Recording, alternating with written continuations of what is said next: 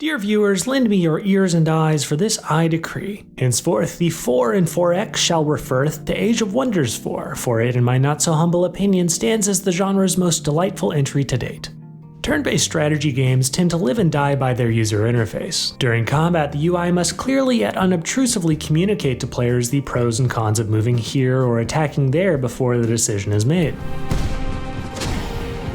The same is true outside of combat, with the added requirement that a player never feel overwhelmed or underwhelmed by UI elements. For example, too many pop-up windows, unhelpful icons, missing elements, or broken menus. No, instead of hindering your adventures, the UI should be your helpful companion, which means if a terrible UI is Gollum, Age of Wonders' UI is Samwise Mother Heckin' Gamgee. This game's interface ranks among the most helpful I've ever experienced. It's, unlike Samwise, clean and pretty, it's intuitive yet bursting with information, and it's the main reason Age of Wonders 4 feels so darn playable.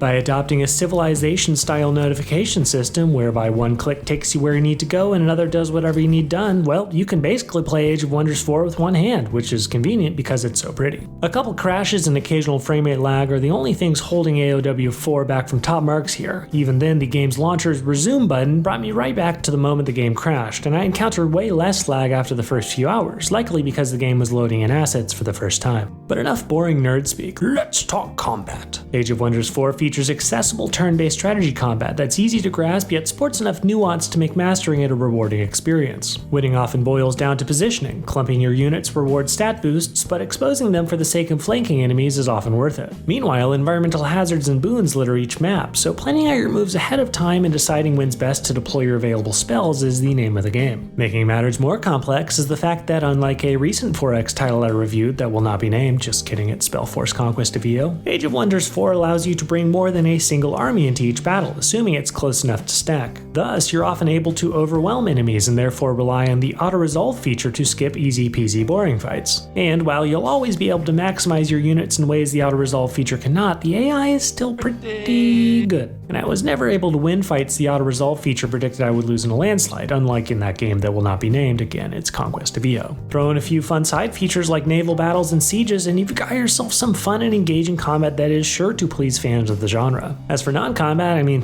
where to begin? The beginning? Oh yeah, good idea. Fans of Civilization will feel right at home here if home got invaded by gargoyles and necromancers. As is the case in Civ, you'll start with a single city and then slowly expand by adding gold mines, quarries, lumber mills, farms, fisheries, research posts, and mana deposits to your empire. Each resource corresponds to a metric you'll need in order to recruit new units, research new spells, and build new upgrades. So, while at first a tad overwhelming, AOW 4's tutorial does a good job of introducing new mechanics, and before long you'll be flying through turns with a soft smile on your dumb face. While you're at it, don't forget to curry favor with each map's various factions through treaties and bribes, then vassalize them before integrating those suckers, I mean cherished allies, into your dominion. Each time you acquire a new city, you'll gain a new hero. These heavy hitters come in all shapes and sizes, from frontline bruiser to battle mage, and you can dramatically customize both their appearance and stats, be it through new loot or abilities. You'll need heroes to build outposts, which can be upgraded into cities, and conquer wonders scattered about the map. That's right, in addition to housing valuable resources and treasure, wonders come with a little bit of lore and a whole lot of challenge. That's because you can only take one hero-led army into each, so make sure he goes in with more than tier 1 trash or you'll be waiting on him to razz your throne city.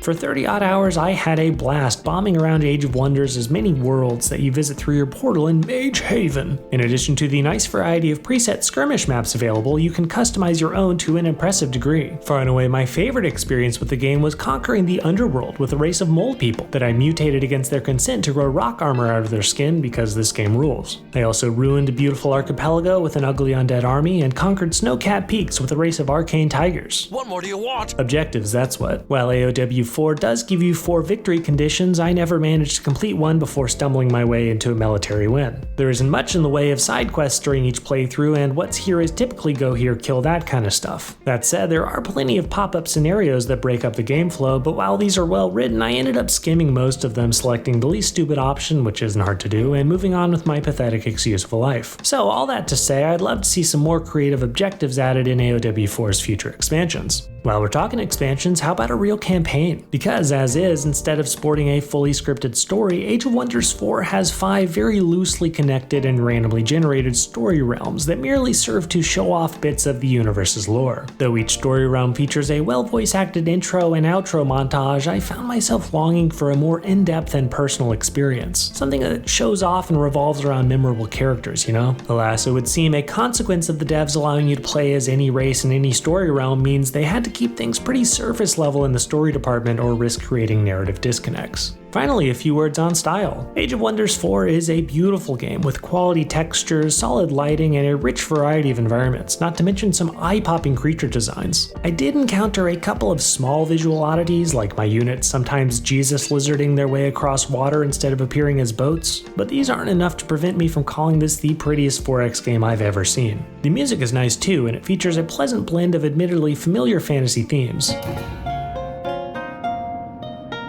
Ditto that for the sound design. Nothing here blew me away per se, but considering I came here from this, yeah, this game sounds darn good by comparison.